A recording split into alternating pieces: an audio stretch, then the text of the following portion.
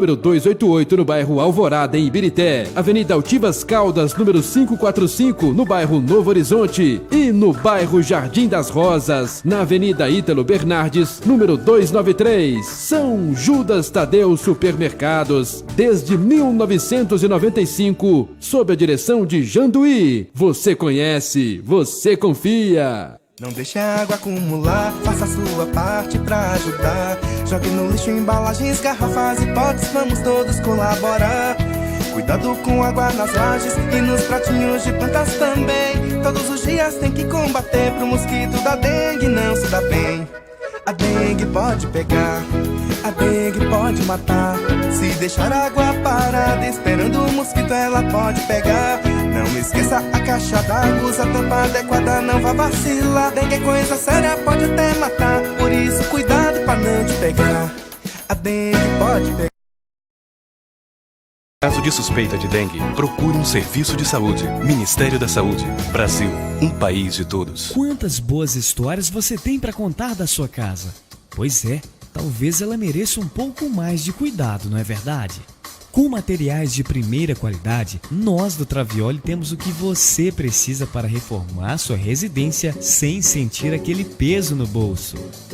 Areia, brita, ferragens para construção e toda a linha de eucalipto tratado para telhados e cercas.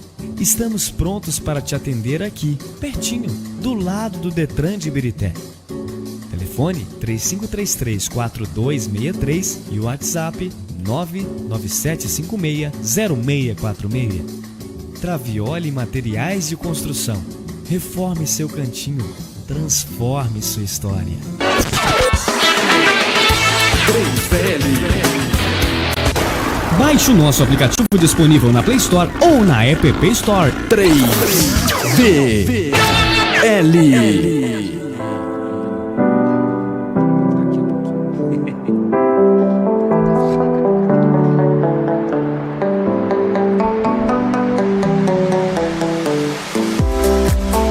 Olá, boa noite, está no ar mais uma edição do Direito em Foco ao vivo para todo o Brasil. Acesse radio3vl.com, também pelo nosso aplicativo.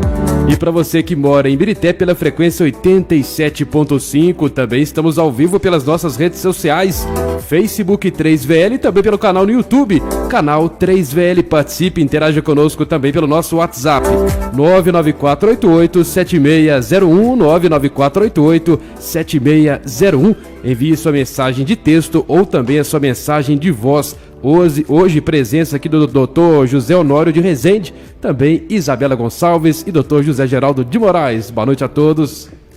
Boa noite a todos, boa noite a Túlio, boa noite José Geraldo, boa noite Dr. José Honório. Quero agradecer a sua participação aqui conosco. Como nós estávamos falando agora há pouco, a gente sabe que a sua agenda é bem lotada, né? Mas eu quero agradecer de coração. Por estar cedendo um pouco do seu tempo aqui. Agradeço pelo convite, para mim é uma oportunidade importante, principalmente para falar sobre um tema tão caro à sociedade, que é o tema que diz respeito à infância, à juventude, que antes de tudo deve ser o compromisso, né, de toda uma sociedade. Então, cumprimento o Dr. José Geraldo, agradeço também pelo convite, boa noite aos ouvintes e vamos fazer um bom programa. Boa noite, então, doutor Zé Honório, muito obrigado pela sua presença, sua ilustre presença. Boa noite, Túlio, doutora Isabela, a nossos ouvintes, queridos internautas. O Isabela, o doutor Zé Honório, ele tem um currículo extenso, né, doutor? Mas o importante é que ele é bacharel, né, bacharel em Direito pela Universidade Federal de Minas Gerais, já começou aí, né? Juiz titular da primeira vara criminal Infância e Juventude de Ibirité, juiz eleitoral. Se não me engano, você é professor também, não é? Sim, eu trabalho na Escola Judicial, né, Désio Fernandes. Sou juiz orientador de juízes em processo de formação. Sou formado pela Escola Nacional da Magistratura. O senhor já ocupou alguma outra carreira jurídica antes de ser magistrado? Eu fui procurador do Estado de Minas Gerais, durante 10 anos, eu fui fiscal do Estado de Minas Gerais também. Tenho uma vivência aí na carreira pública de mais de 30 anos. Então, muito extenso o seu currículo. Bastante. Só que nós esquecemos de falar, né? Hoje, nós iremos falar sobre as atribuições da Vara da Infância e Juventude. E nós vamos abordar algumas questões aqui. Certo? Doutor Zé Honório, o senhor poderia dizer para a gente quais são as principais atribuições da Vara da Infância e da Juventude? Pois não. Bom, antes de especificamente trabalhar as competências da Vara da Infância, nós temos que entender por que existe uma jurisdição da infância e da juventude. Essa é uma jurisdição que pode-se dizer recente no direito brasileiro, que se fortaleceu a partir da Constituição de 1988. A partir da Constituição, crianças e adolescentes, eles passaram a figurar numa condição nova na ordem jurídica. Eles passaram a figurar como sujeitos de direito. Isso é importante porque, até então, nós conhecíamos um direito de uma terminologia que, de uma certa forma, ela acaba desagregando determinados segmentos de adolescentes, que era a justiça menorista. A partir da Constituição de 88, isso muda. Então, nós temos um marco legislativo que inaugura no Brasil, a partir de uma condição natural de crianças e adolescentes, que é a peculiar fase de desenvolvimento. Então, por conta disso, cria-se no Brasil uma justiça da infância e da juventude. E quais seriam, então, essas competências, né? Respondendo à pergunta que me foi formulada. A ideia, né, de criar esse direito parte de uma ideia natural de proteção. Nós, né, da nossa condição humana, né, do nosso desenvolvimento, de algum modo, nós precisamos de proteção o tempo todo na vida. Nós somos seres que dependemos do outro, dependemos da convivência com o outro. Bom, a criança e o adolescente, para ela, isso existe de uma forma muito mais especial. Então, as condições naturais de risco, elas são muito maiores. Bom, daí a ordem jurídica traz 3 situações muito claras em que, uma vez surgindo essas situações, o direito protetivo da infância dá lugar, que são 3 contextos de risco. Pelo comportamento do adolescente, nas hipóteses de ato infracional. Né? As outras 2 hipóteses, por ação ou omissão dos pais ou dos responsáveis. Né? São as condutas de negligência, de abandono. E quando essa ação ou omissão, ela decorre de uma conduta do Estado. Então, seria um problema de saúde, um problema de escola. Então, aí, a partir desses 3 marcos, nós delimitamos a competência da Vara da Infância. Ótimo. E esses processos, né? Quer dizer, já estou avançando um pouquinho. Todos os processos que envolvem, né, essas crianças e adolescentes, eles correm em segredo de justiça? Sim, também é uma característica da jurisdição da infância e da juventude. O segredo de justiça, ele tem uma finalidade protetiva. Primeiro, a proteção da imagem da criança e do adolescente. Para evitar que, de algum modo, as situações de risco em que a criança e o adolescente venham a se encontrar, eles sejam algum tipo de alvo de exploração. Então, a ideia do segredo de justiça é uma característica que decorre da necessidade de proteção de crianças e adolescentes. Vai contribuir um pouco para a entrevista. Eu já fiz estágio no Ministério Público. Sim. E a gente atuava, né, lá em Belo Horizonte. Lá tem juizado especial, né? Juizado especial? Sim, na verdade, em Belo Horizonte, eu trabalhei em Belo Horizonte na Justiça da Infância e da Juventude, como juiz cooperador por 8 anos. Né? Então, eu trabalhei na vara infracional e nas varas cíveis. E isso divide as 2 grandes, a competência da infância, né? Para trabalhar nos casos de riscos, uma área voltada para é uma área civil, que é uma área para viabilizar direitos, e uma área voltada para o lado infracional, que é para definir deveres e responsabilidades. Ô, Isabela, nós temos participação aqui na live pelo Facebook, a Penha Lisboa está falando parabéns, é muito bom poder assistir novamente esse programa ao vivo, ter a chance de conhecer novos assuntos diversos, né? Muito obrigada, muito obrigado Penha. E o Rafael também está elogiando bastante aqui o Dr. José Honório, né? Participando aqui, ele até gravou um áudio pra gente, vamos ouvir o áudio e a participação do Rafael, vamos lá. Muito boa noite a todos, aqui quem fala é Rafael Emilson, advogado da comarca de Ibirité, e que tenho o prazer de atuar quase que diariamente com o Dr. José Honório, e tenho o prazer de aprender com ele todos os dias, principalmente em temas concernentes à infância e juventude. Muito boa escolha do programa, em ouvir esse juiz que tanto contribui com a nossa comarca. Muito bom, muito prazer em estar participando. Abraço a todos, abraço Dr. José Honório. Boa noite. Tá aí a participação do ouvinte, viu? Bacana. Agradecemos ao Rafael, né, pelas palavras. O Rafael é um profissional que orgulha, primeiro, a família dele, né? E orgulha aquelas pessoas que trabalham com ele no dia a dia, sobretudo pela responsabilidade, né, com que desenvolve as funções atinentes à advocacia. Achei muito bacana. Eu também. Eu corroboro com ele porque eu já fiz algumas audiências com o Dr. Zé Honório e é uma aula. Sinceramente, é uma aula. Pelas palavras. Eu tenho experiência com ele da direção do foro, né? Eu não queria que ele fosse embora, não. Numa outra frente, né? Mas ele Tá foi a frente de combate, entendeu? Então... Sim. Brincadeira da parte, tá, doutor? Tudo bem.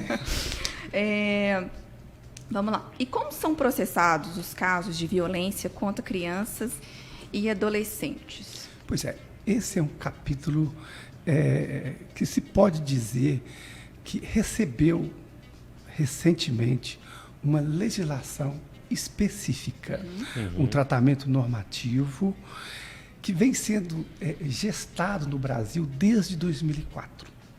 Tá. Qual que é a preocupação?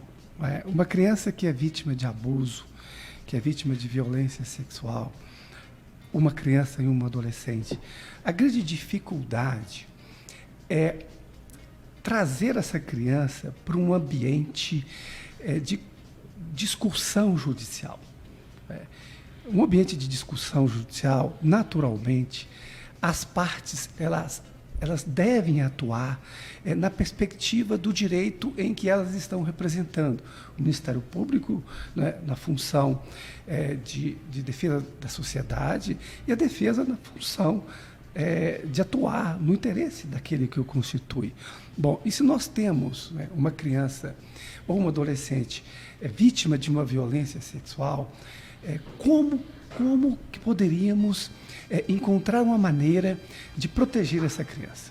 Então, como eu dizia, desde 2004, começou-se uma discussão no Brasil que formato deveria ser criado, construído, para que essa criança ou esse adolescente pudesse ser ouvido sem que esse encontro perante as partes não constituísse mais um momento de renovação de sofrimento. A ideia principal é de que evitar uma revitimização. Então, por conta disso, começou a se discutir a ideia de um depoimento especial, em condições diferentes do modelo tradicional do direito. Isso foi uma caminhada longa, porque toda novidade, principalmente no direito, né, ela precisa de um debate para que ela seja bem amadurecida e bem entendida pela sociedade. Então, no ano de 2015, foi editada uma legislação que cria, no Brasil, o depoimento especial. Toda criança que é vítima de violência sexual, todo adolescente, né, ele deve ser ouvido em circunstâncias diferentes que são adotadas no modelo de oitiva tradicional. Essas oitivas, elas devem ser feitas com técnicos, com psicólogos, com assistentes sociais, né, num ambiente que procura ser acolhedor, e dentro de uma preocupação. Se, né, de alguma forma, aqueles fatos que foram trazidos ao Poder Judiciário de fato aconteceram, nós não podemos, a partir dali, piorar aquela situação. Né? Muitas vezes, para identificar, né, um fato, uma autoria, o cuidado que se deve ter é que, se para fazer isso, nós vamos criar um dano maior a essa criança, esse adolescente, esse era o centro da discussão. Então, os princípios que orientam essa oitiva partem da escuta espontânea. Sim. A ideia é de que a criança e o adolescente ela possa traduzir, né, de forma livre, né, sem qualquer dificuldade, que eu diria emocional, né, por conta de um ambiente, muitas vezes, extremamente formal de uma audiência, e isso trazia vergonha. Por exemplo, uma adolescente, quando sofre um abuso sexual, naturalmente ela tem muita dificuldade de expor isso, né? Porque o que mais fica marcado em que quem vive esse tipo de drama é a vergonha. A vergonha de comunicar aos outros o que aconteceu com ela. Né? Então, quer dizer, isso era muito visto no dia a dia. E outra preocupação, é natural também que, para o juiz homem, né, essas revelações, por parte de uma moça, tem umas suas dificuldades de acontecer. Né? Então, nós temos hoje, né, um modelo de escuta que visa realizar o principal princípio que organiza o direito da infância e da juventude, que é a proteção integral. Essa é a ideia. Então, vamos ver se eu compreendi. Então, hoje, para poder proceder à oitiva dessas crianças e dos adolescentes, também irão participar outros profissionais. Isso. A ideia é o seguinte: existe uma sala especial. Né? Nessa sala especial, a criança é ouvida sem a presença do juiz, sem a presença do promotor, sem a presença do advogado. Esses atores do processo, eles ficam num lugar reservado, eles acompanham, eles interagem, é garantido o direito de defesa de forma plena, né? Mas sem que isso resulte em algum tipo de dano para a criança e para o adolescente. Aí, no caso, eu já até participei de audiência com esse modelo. Sim. Eu achei muito interessante porque, na audiência que eu participei, a criança ficava numa sala realmente reservada com um psicólogo e nós ficávamos assistindo ao vivo da sala de audiência. Isso. Né? E aí o psicólogo, com sua prática, né, com sua expertise, ele conseguia conversar e conseguia que a criança relatasse de forma mais tranquila, mais eficiente os fatos. E, é claro, como o senhor disse, há todo o direito das defesas, né, de se pronunciarem também. Então, sim, quando a juíza chamava o psicólogo para dentro da sala de audiência, era o momento das partes ali fazerem perguntas, e aí a psicóloga transmitia essas perguntas, não pergunta em si, mas uma forma em que ela esclarecesse algum ponto que não ficava muito claro, né, no depoimento dela, e de forma assim, muito tranquila, bem reservada, de forma que a criança, como o senhor mesmo disse, ela não iria sofrer nenhum constrangimento. Então, acho que isso foi uma evolução fantástica para o trato, né, e para o procedimento nesse tipo de processo. É o cuidado, não é, que todos aqueles que trabalham com a infância e juventude, né, devem zelar. Sim. Nós já fizemos aqui em Ibirité 2 audiências nesse formato, e doravante todas as audiências serão feitas nesse formato.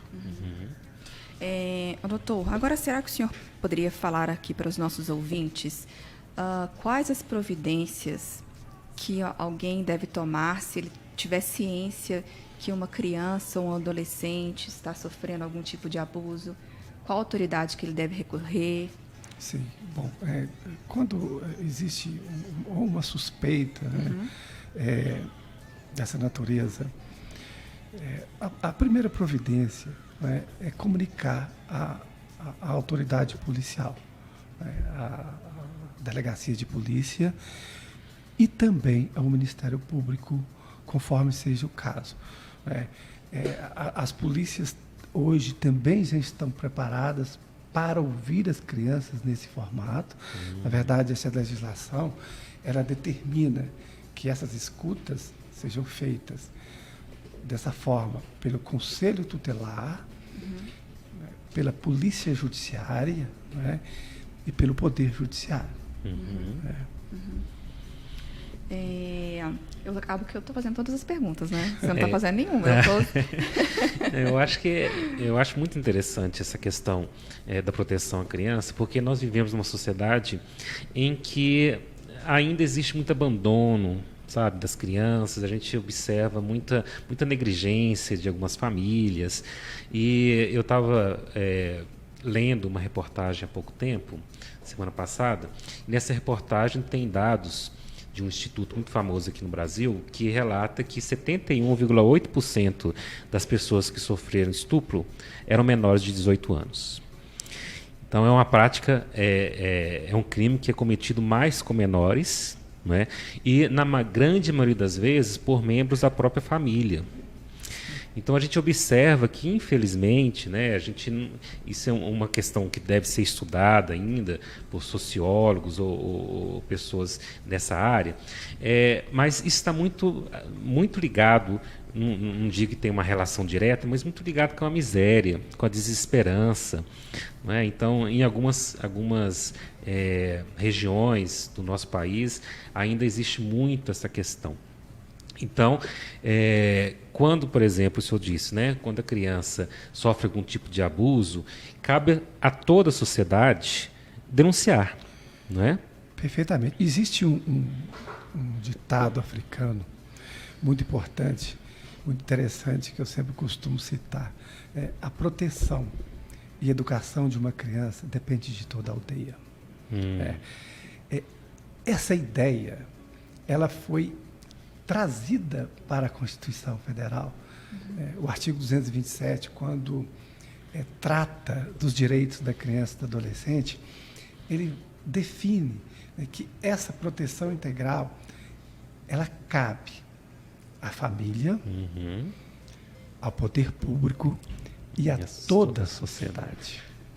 Então, nós vamos avaliar, nós vamos compreender o grau de civilidade de um povo na medida em que ele consegue, de forma espontânea, proteger aqueles que são mais vulneráveis. Sim.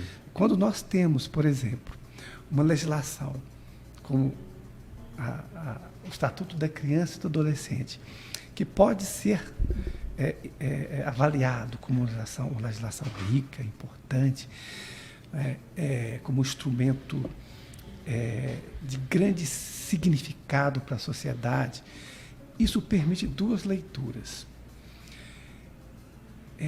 Que país precisa de uma legislação para obrigar aquilo que deveria ser uma conduta e um comportamento natural da própria sociedade? Sim.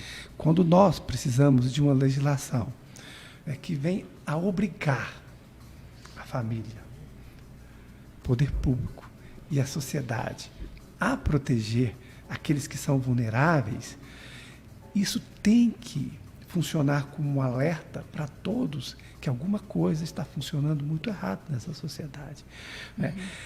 A condição humana de proteção, ela é natural. No entanto, nós precisamos de uma lei que venha e diz: olha, vocês têm que proteger aqueles que são vulneráveis. Na verdade, isso é uma triste constatação. Sim. Eu estava lendo recentemente uma reportagem que falava que muitas vezes as crianças elas não têm consciência mesmo, né? Elas não sabem que aquilo ali é um abuso. É muito interessante essa observação sua, né, porque eu já acompanhei casos de abusos em que criança de 7 anos, abuso intrafamiliar, abuso do pai, e ela só foi entender que o que acontecia com ela não era natural quando ela indaga uma outra colega se o pai dela também fazia aquilo com ela. Então, naquele momento, é que ela foi entender que ela estava sendo violentada, estava sendo abusada. Né? Como o doutor Geraldo disse agora há pouco, né? Infelizmente, né? Em determinadas circunstâncias, né? Há uma cultura, né? De que é meu filho, então eu sou dono, é minha posse, é minha propriedade, e eu posso fazer o que eu quero. Dentro de uma lógica que eu falava no início, da criança como objeto, não como sujeito de direito. E objeto, muitas vezes, da família, né, que faz daquilo, que pode fazer dessa criança, né, uma extensão de sua vontade. Nós percebemos isso muito claro, por exemplo, dentro da cultura da agressão à criança. Dificilmente nós vamos encontrar alguém, talvez da minha idade para frente, que vai dizer assim, não, né, o castigo corporal é um instrumento pedagógico eficaz. Porque isso aconteceu comigo, né? Então eu vejo isso como uma atitude legítima. Ora, que entendimento, que concepção mais atrasada. Né? Que se vale de um recurso da força para educar. A força não educa. O que educa é o conhecimento. Né? O que educa é o desenvolvimento das pessoas, é a reflexão. Né? O conhecimento é que nos permite crescer, transformar e ter uma consciência crítica do que nós estamos fazendo, se é certo ou se é errado. Não é por conta de uma agressão, né, que vai incutir em quem quer que seja, né, que o procedimento dele está errado, então, a partir daquela agressão, há uma mudança de comportamento. Basta nós identificarmos o que acontece com as prisões. O altíssimo nível de reincidência já deixa claro que é um instrumento que não tem a eficácia que se espera. Né? Porque se tivesse, bastava sair prendendo as pessoas, né? E estava resolvido, quer dizer, uma vez presa, nunca mais teríamos mais problemas. Né? Quando sabemos que não é exatamente assim que funcionam as coisas. Só aproveitando a fala do Dr. José Geraldo no que tange, às vezes, a falta de oportunidade, né? E a questão de recursos, eu me recordo de um caso em que a mãe sabia que a filha ela sofria abuso, sabe? Só que, me parece, ela dependia economicamente. Sim. Então, é uma situação complicada, né, doutor? Pois é, às vezes é uma dependência econômica, uma dependência psicológica, emocional, né? Dentro daquela lógica, né, que eu tenho procurado desenvolver aqui, do sujeito de direito ou do objeto de direito. Né? Cada ser humano, né, como uma instância de direitos, é isso? Não como objeto de alguém, do desejo, da vontade. É isso. Dentro da sua dignidade, vamos dizer assim. Né? Eu tive a oportunidade, né, de participar de uma audiência até com o senhor mesmo, e nesse caso eu achei bastante perturbador o fato, porque a criança, um menino que já estava fora de casa há algum tempo, já morando com os tios, ele era brutalmente espancado pelo pai, e esse menino possivelmente deve que já tinha, nesse dia da audiência, uns 15, 16 anos, mas ele tinha um estado de pavor tão grande quando ele falava do espancamento. E ao saber também que o pai estava lá fora, que o pai seria ouvido em outro momento, ele entrou em pânico.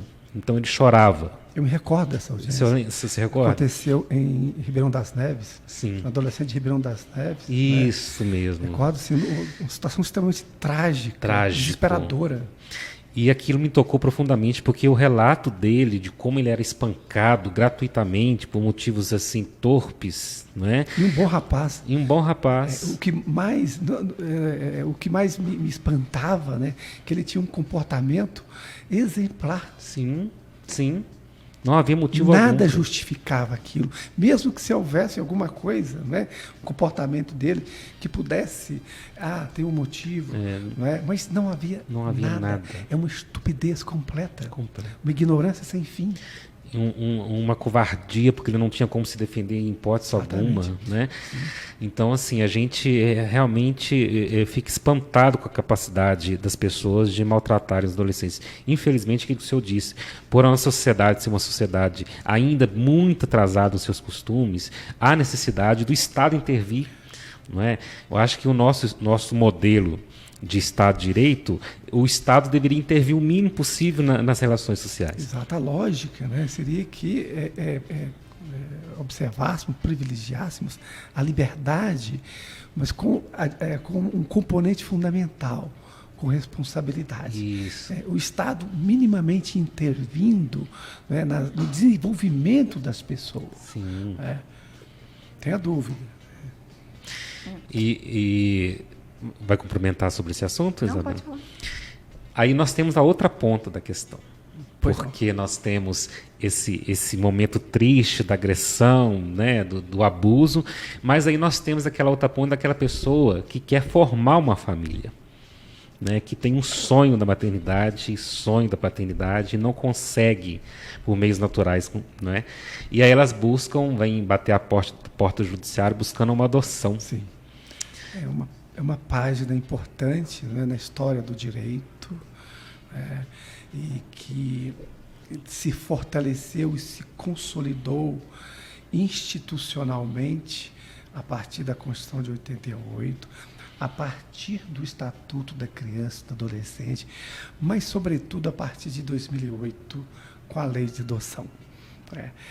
Nós tínhamos uma história no Brasil que acabou dando uma tipologia para uma forma de adoção. Sim. Que seria a adoção brasileira. Que as pessoas, né, registravam a criança como sendo filhas dela, mas na verdade eram filhas de outras pessoas. Isso dá ensejo a todo tipo de irregularidade possível, e a mais dura dela, que é o comércio de crianças. E, infelizmente, não é um comércio apenas para realização de um sonho de paternidade. Muitas vezes é um comércio para você ter diante de si ou uma moça que você vai cuidar dela e mais tarde ter outros objetivos, né? E quando não, comportamentos mais graves ainda, né? Como remessa dessa criança para fora do país, né? Com situações que chega até, inclusive, a venda de órgãos. Né? Então, quando o Estado começa a disciplinar dentro de uma preocupação de que aquela criança, antes de tudo, é um sujeito de direito, né? Então esses direitos dela devem ser observados, aí o Estado passa a controlar, porque a sociedade ela não foi capaz de conduzir-se, né, de forma a fazer observar um sistema de direitos. Sim. Bom, nós temos então em 2008, né, o que ficou caracterizado no Brasil com a adoção cadastral. Então nós temos duas situações bem peculiares. Tanto os pretendentes à adoção, eles devem se cadastrar, e hoje é um cadastro que tem um controle nacional pelo CNJ. Né? Existe uma fila, que é um instrumento democrático, né? Para que haja um controle no seguinte sentido, né? Observa-se essa fila dentro de um contexto de perfil. Então, hoje, quem se habilita à adoção, ele define qual o perfil de criança que ele deseja, a idade, né, a cor, a situação, se ela tem alguma questão de saúde ou não, né, a sexualidade, a etnia, né, se ela aceita adotar grupos ou não de irmãos. Né? Então, a partir disso, o cadastro que ele foi se desenvolvendo nesses últimos 10 anos, ele foi se aperfeiçoando. Para quê? Para que ele seja um instrumento em aproximar a criança daquele que tem o sonho, o desejo da paternidade. né?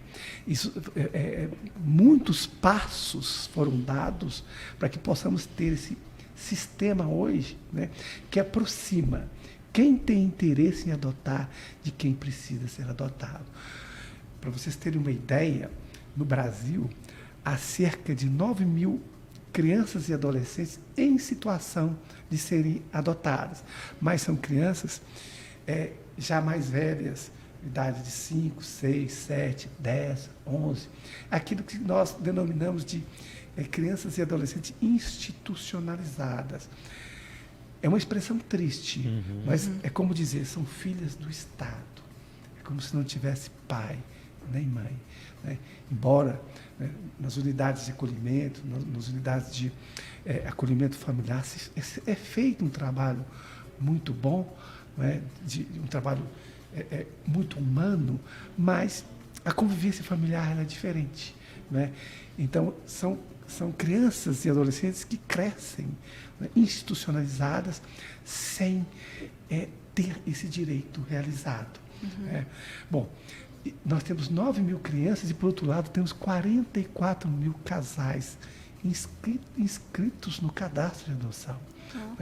Então, qual que é a dificuldade? Que não há uma confluência, né, entre aqueles que estão aptos a serem adotados com aqueles que estão aptos a adotar.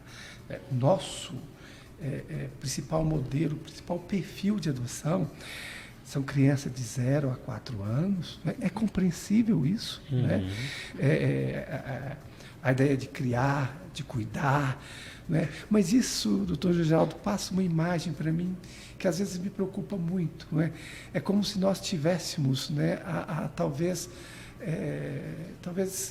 assim, a ilusão, né, de que vamos criar alguém à nossa imagem e semelhança. Nós não vamos. Não. Né? A adoção de uma criança, né, os percursos e percalços que elas geram, é a mesma coisa de um filho biológico. Né? O desenvolvimento é de surpresa todo dia. Né? Então, é um processo de aprendizado recíproco, né?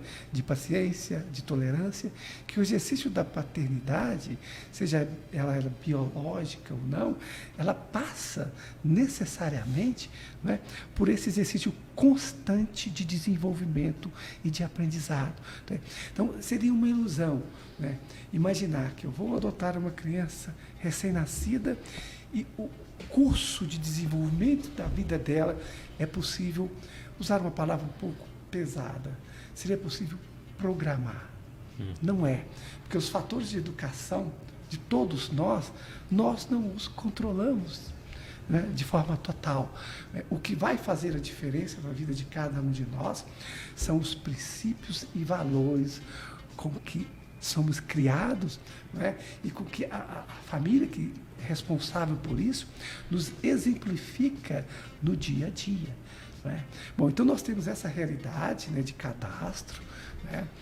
Mas a partir do momento que a adoção passou a ser cadastral, né, a ideia é dar eficiência a esse modelo. Né? Isso permitiu também que fossem verificados os grandes problemas da adoção. Né? Se seria um senso comum de que prefere-se um determinado perfil, né, esse senso comum torna-se um dado empírico constatável. Sim. Não é? Torna-se uma realidade. Bom, aí depende muito, né, de entender até que ponto vai esse desejo da paternidade. Né? Eu tenho exemplos no dia a dia, né, de casais que adotam, por exemplo, né, desculpa a repetição, mas crianças com deficiência física, né, com desenvolvimento mental completo. A felicidade que esses casais demonstram é algo que chega a ser contagiante, de tanto prazer, de tanta alegria. Né? O ser humano é muito interessante. Nós nos afeiçoamos por ideias, né, por pessoas, por coisas. Né? Então não existe um dado absoluto. Né? Assim que é possível funcionar, de outro jeito não funciona. passa necessariamente por uma retomada, uma reflexão, né, de mudança de compreensão. Há 9 mil crianças, né, aptas a serem adotadas. Há 44 mil casais, pessoas que são interessadas em adotar. O que está de errado nisso? O que está de errado? O que está de errado? O que está de errado nisso, doutor? O que está de errado? Nós temos algumas participações aqui no Facebook, né? O nosso grande parceiro China está falando aqui, cada entrevista, um entrevistado de orgulho. Parabéns pelo programa de ambos profissionais, também participação da Jaqueline Matos Guimarães, o Toninho Casimiro, a galera do Guarani, o Fernando Afonso Leal, o Marcílio José, o Celso Ricardo, o Alan Fernandes participando também, nosso grande parceiro Saulo Eustáquio, o nosso Cassinho Guerreiro Big Boss falando que boa noite, gostaria de deixar o meu abraço a todos, parabenizar a doutora Isabela, doutor José Geraldo de Moraes pelo programa e ao doutor José Honório pelo excelente trabalho que realiza na nossa querida Ibirité. O Lucas Coutinho também está falando aqui, boa noite, além de um vasto conhecimento jurídico e cultural, o doutor José Honório possui grande sensibilidade para o trato com o outro. Parabéns a todos pelo programa, também o Wilker Cleiton José, o Instagram também, muita gente participando aqui, viu, doutor José Honório? A Priscila Coutinho participando aqui, parabenizando. O Carlos Eduardo Costa Vicente, também a galera do Barreiro do Sushi, também acompanhando aqui pelo Instagram. E tem áudio do nosso parceiro China, da WTJ TV Minas. China, vamos ver o que o China vai falar aqui hoje, viu, Isabela? Vamos lá. Nossa, vamos ver. Olá, meus grandes amigos. Aqui é o Vladimir da WTJ TV Minas, a TV que mais cresce na internet, juntamente com a nossa 3VL.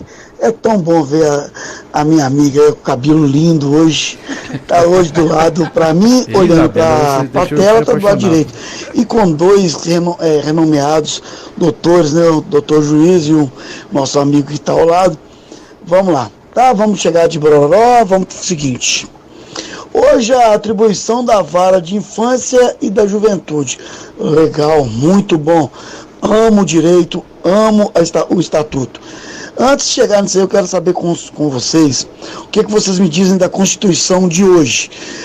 Dessas solturas desses pessoal que estão lá em cima, da soltura do pessoal que já foi lavrado à prisão na segunda instância, sendo que a segunda instância hoje já é cadeia, trancafiado, Então é isso que eu quero saber com vocês. Porque eu não sou a favor disso aí. Prendeu, acabou, fica lá. Agora, ser liberados os ricos para os pobres ficar presos é complicado. Sobre a atribuição da vara infância e juventude, tá. Hoje tá complicado. Um menino vai lá, mata um, fica preso 3 anos e é solto. Por que não façam uma Constituição hoje que aos 16 anos... mesmo ele ficando preso, quando ele saia com 18, a ficha permaneça como esteja sujo, porque para mim ele contribuiu para um assalto, um assassinato, e ele foi para a ficha criminal dele, mas chega aos 18 anos, a ficha dele é limpa. O que o senhor pode me dizer para isso? E o senhor podia me dar uma aula aí, que estou gostando de ver o programa de hoje. Vladimir da WTJ TV Minas, a TV que mais cresce na internet, junto com a nossa 3L, a rádio que está estourando em audiência. Um forte abraço, Túlio, nariz de coxinha. E a minha amiga linda e maravilhosa.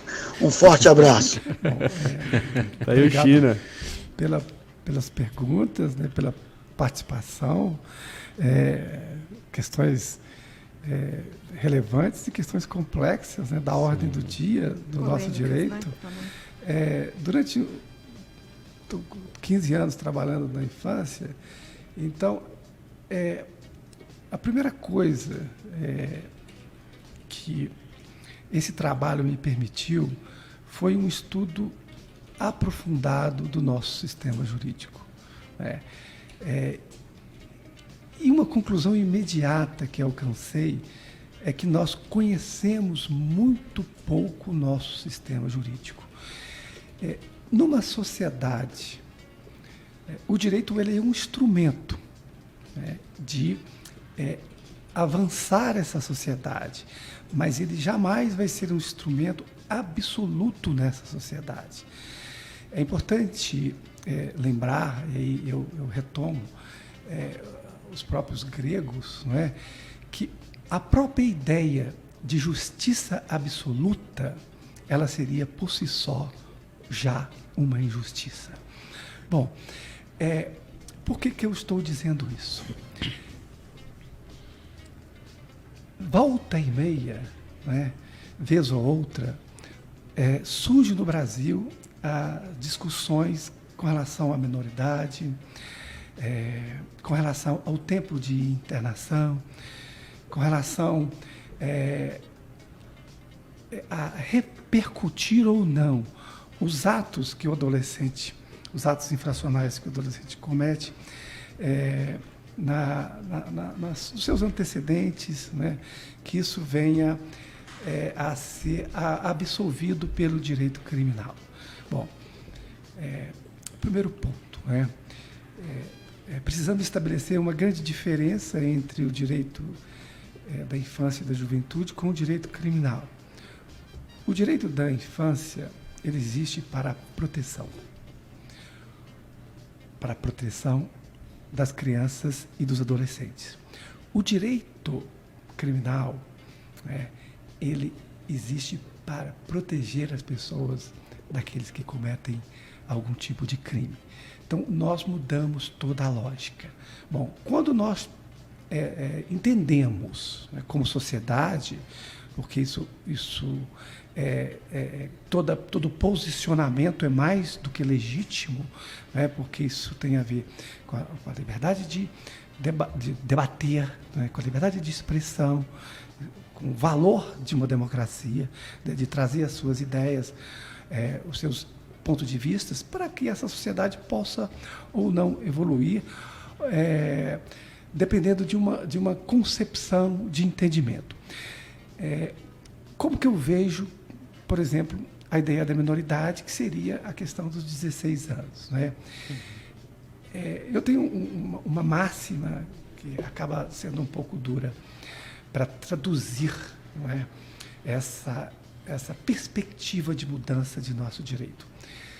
Eu entendo, doutor José Geraldo, Isabela, que não há mérito em uma sociedade que encarcera a sua juventude. Na verdade, quando partimos para essa solução, fracassamos todos. E se essa resposta fosse a resposta adequada, eu diria também que não há mérito em nenhuma sociedade que tem que encarcerar os seus jovens. Por quê? A grande massa carcerária do Brasil, composta de pessoas de 18 a 25 anos, mais de 70% dessa massa carcerária é composta de 18 a 25 anos de idade. O que esse direito criminal está nos trazendo? Está trazendo uma redução de criminalidade? Não está trazendo. Trabalharmos nas consequências, que é a resposta do direito, não vai mudar a nossa realidade. As pessoas não deixam de praticar ou o ato infracional ou o crime porque existe uma perspectiva de responder por isso. Dizem muito que não acontece com o adolescente, existe até uma máxima, né, comigo não dá nada, posso fazer ouço muito isso. o que eu quiser, mas e com o adulto? E com o adulto, 18, 19, que dá? Que é encarcerado. E caminhando um pouquinho para responder a pergunta, né, que o Supremo entendeu, com relação à condenação ao trânsito em julgado, infelizmente, para grande parte, das pessoas que são a clientela da justiça criminal, a execução começa em primeira instância. Isso. Isso é uma realidade muito forte. Quer dizer, podemos imaginar um direito seletivo? Sim, talvez estaríamos diante de um direito seletivo. Agora, um outro ponto da questão que ele traz, que são os 3 anos, que eu vejo muitos mencionarem que isso é um tempo curto. O tempo tem 2 dimensões, uma dimensão objetiva e uma dimensão subjetiva. O que são 3 anos para uma criança? O que são 3 anos para um rapaz de 15? O que são 3 anos para quem tem 90 anos de idade? né?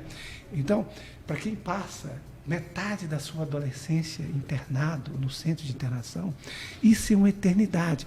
Qualquer um de nós aqui que voltar no tempo e tentar lembrar da dimensão da sua adolescência, você vai se perder, porque ela quase que foi infinita, né? Isso é uma dimensão subjetiva, né? Eu, durante 8 anos que trabalhei na infância, que tive um trabalho assim, que para mim foi muito gratificante, porque o que eu vi e vivi lá, eu nunca teria a oportunidade de vivenciar em contexto nenhum da minha vida, né? De conviver com adolescentes, né, envolvidos em atos infracionais, às vezes em atos infracionais graves, né? E é interessante que eu passei a ser uma pessoa conhecida dos adolescentes, né? E eu me lembro de uma situação, né, que eu estava na rua, né? E o adolescente, ele estava sentado, eram 3 adolescentes, ele se movimentou para levantar. E minha esposa estava comigo, ela entrou em desespero, vai nos assaltar, né?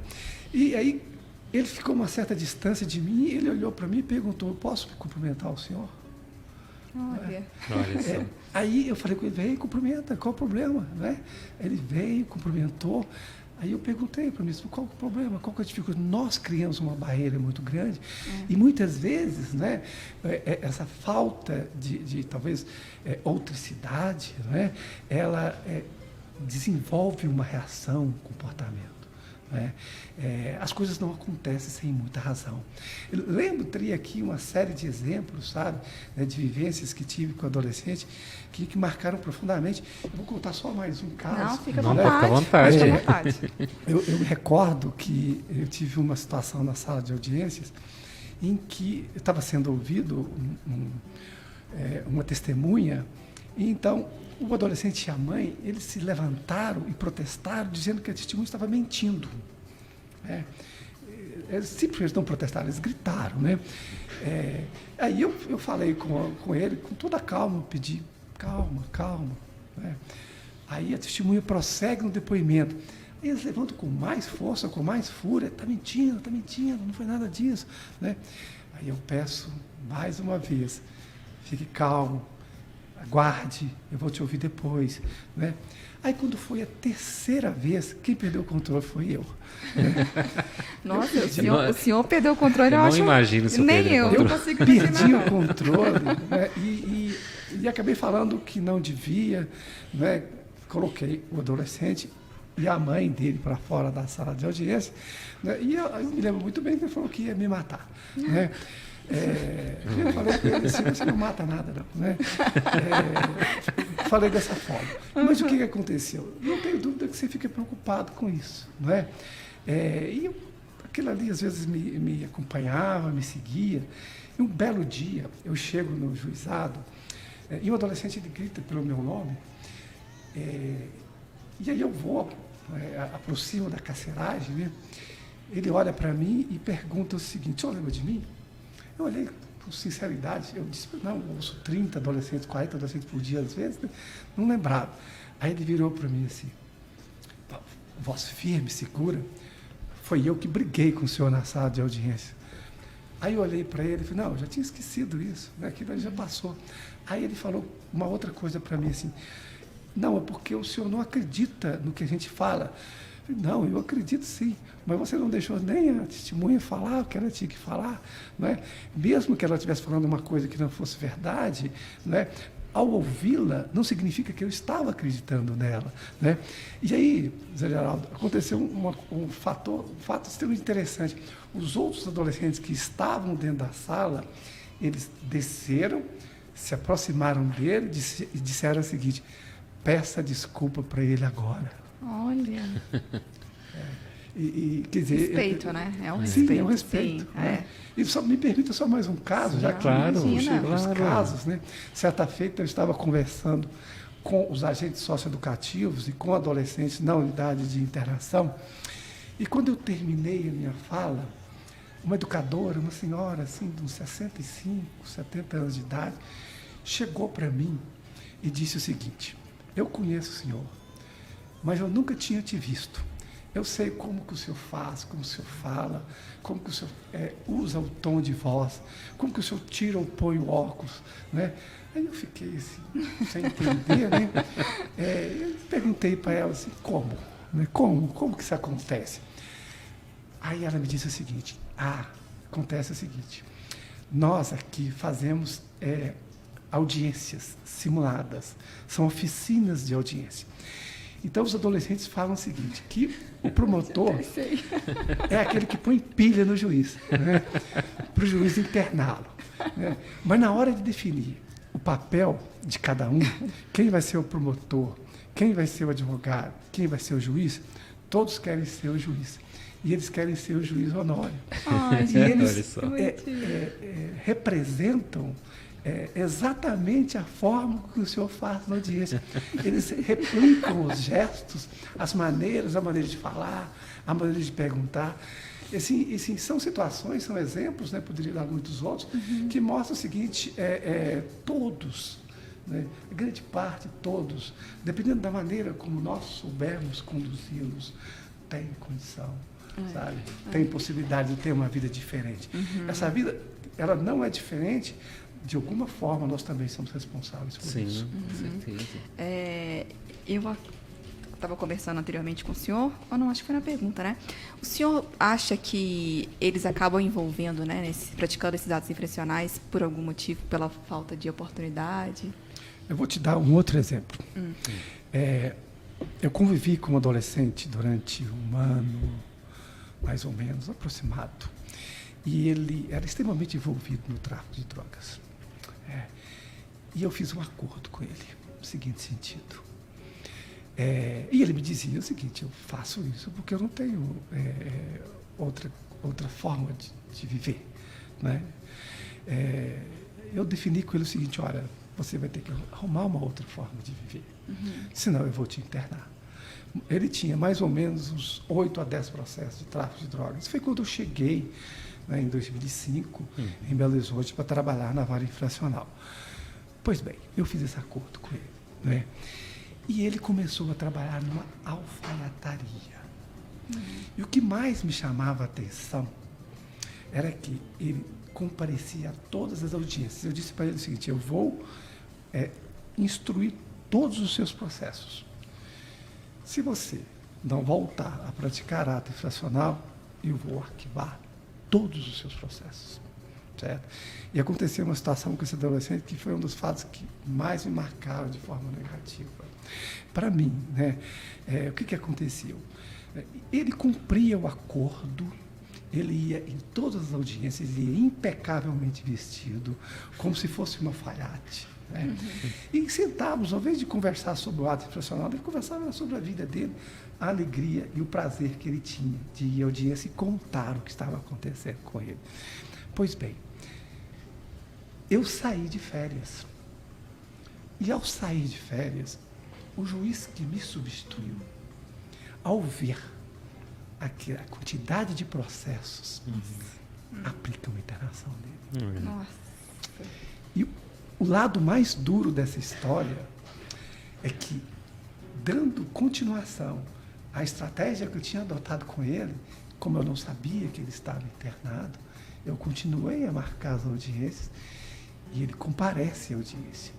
Eu não estava muito preocupado com os processos dele, mas quando eu começo a passar as páginas, eu vejo lá uma internação. Talvez tenha sido a decisão mais dura que eu tinha tomado na minha vida. Eu tive que mandar ele para o centro de internação. Não. E ele pediu para conversar comigo, e eu não tive coragem de conversar com ele, eu tive vergonha do que tinha acontecido.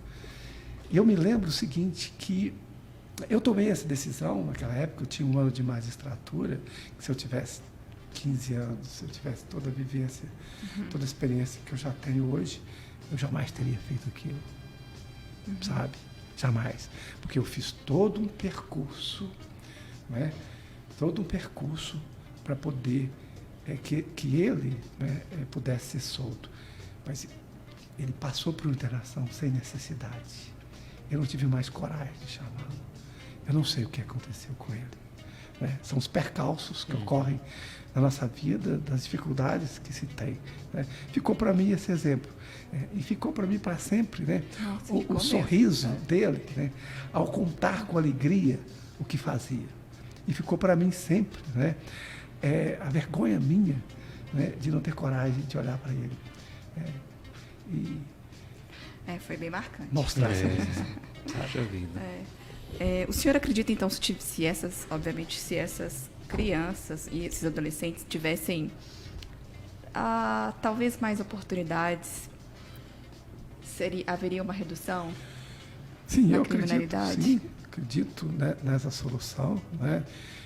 Infelizmente, né, o nosso país vive um momento complicado, né? Nós temos sérios problemas de educação, né? A oportunidade de trabalho para o adolescente, para o jovem, né? Ela é difícil, né?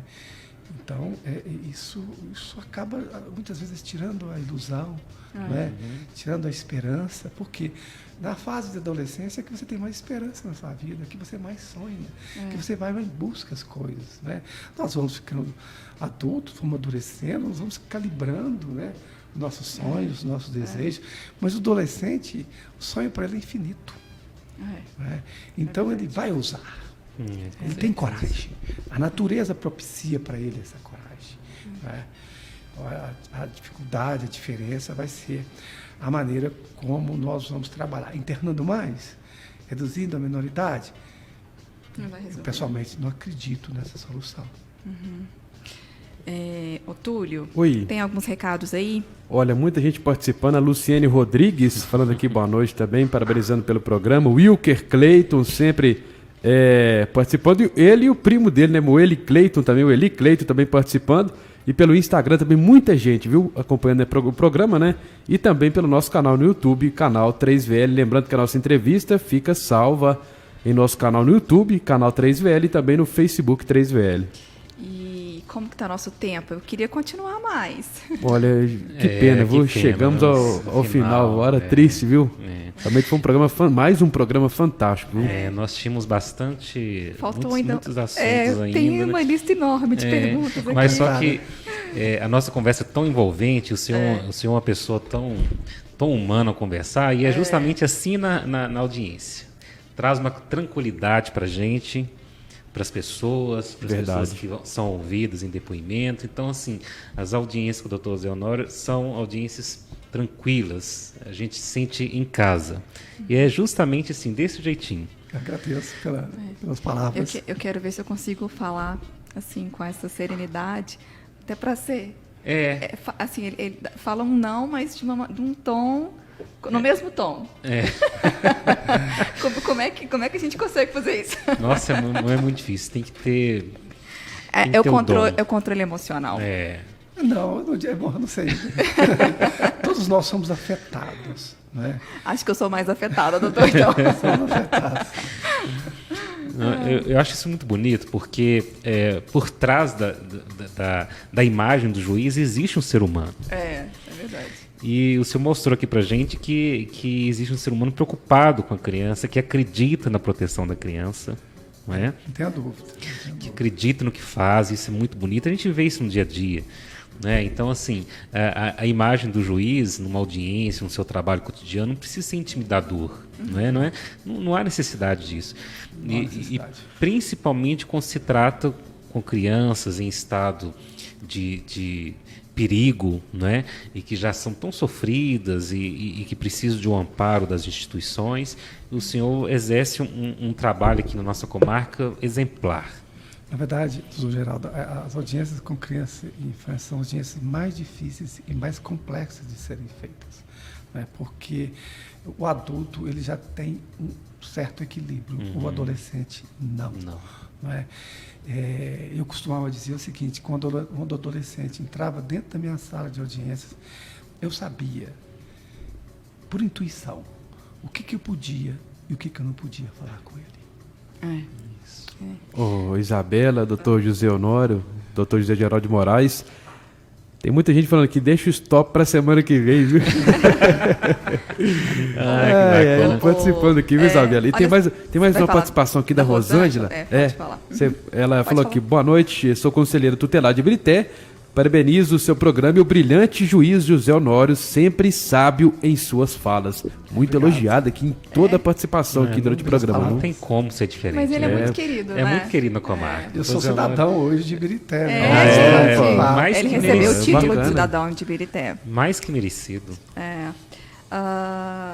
Então, quero agradecer a participação do senhor aqui conosco.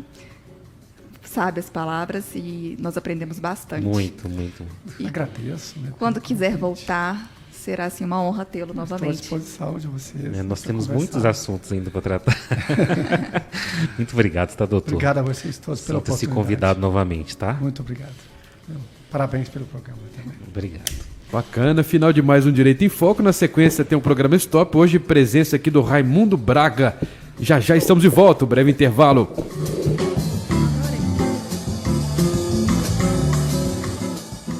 A CCI Proteção Veicular, as melhores coberturas e benefícios do mercado.